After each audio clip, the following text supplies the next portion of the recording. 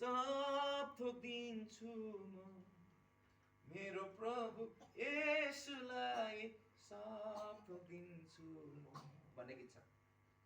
लिनुमा भन्दा दिनुमा असल छ, सुन्नु भएको छ?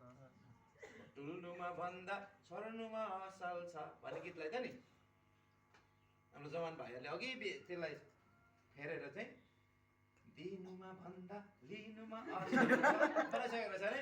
बिचरा पास्टर बाबुले त्यो थाहै पाएन छ, गीत थपिदियो उताबाट असल छ भन्दै थियो अरे। गीत कहाँ पुऱ्याइसकेको छ होइन, गीत कहाँ लागेछ उसलाई बुढो मान्छेलाई थाहै पाएन छ, उसलाई बुढोलाई पनि भुपाएर त्यहाँ दिनुमा भन्दा लिनुमा असल छ, असल छ छर्नुमा भन्दा बटुल्नुमा असल छ। त्यतिखेर अब के सब त दिन्छु म भनेर नि। अब सबैभन्दा दामी चढाउनु पर्ने हाम्रोले के झन् त्यो नहेरी पैसा चिन्छ क्या गोजीभित्रै। 1000 को नोट उता जा, 500 को नोट उता जा, 100 को नोट उता जा, 10 को र 20 को आइजा।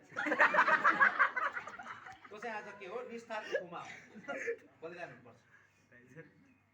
निस्तारको पाठो बनेर कोही नबनोस् बराई भनेर 20 को नोटले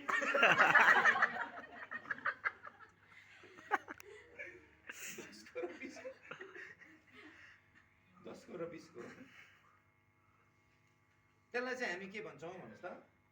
हुन्छ अब गरिबले केही छ, त्यो ठुलो गरिबको लागि ठुलो हो। मैले भने चाहिँ 1000 को नोट पनि बोक्नेको लागि भनेको है, बिचरा कसैको त 10 को र 20 कै मात्रै हुन्छ, त्यो पनि साह्रो हुन्छ।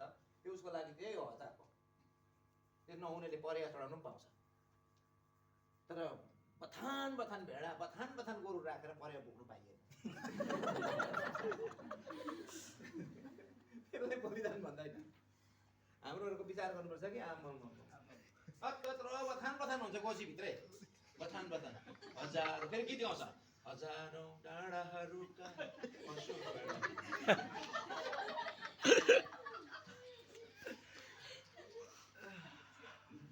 खोला जङ्गल र झरना हरियाली मेरै, गीत खतरा छ होइन। धन्यवाद।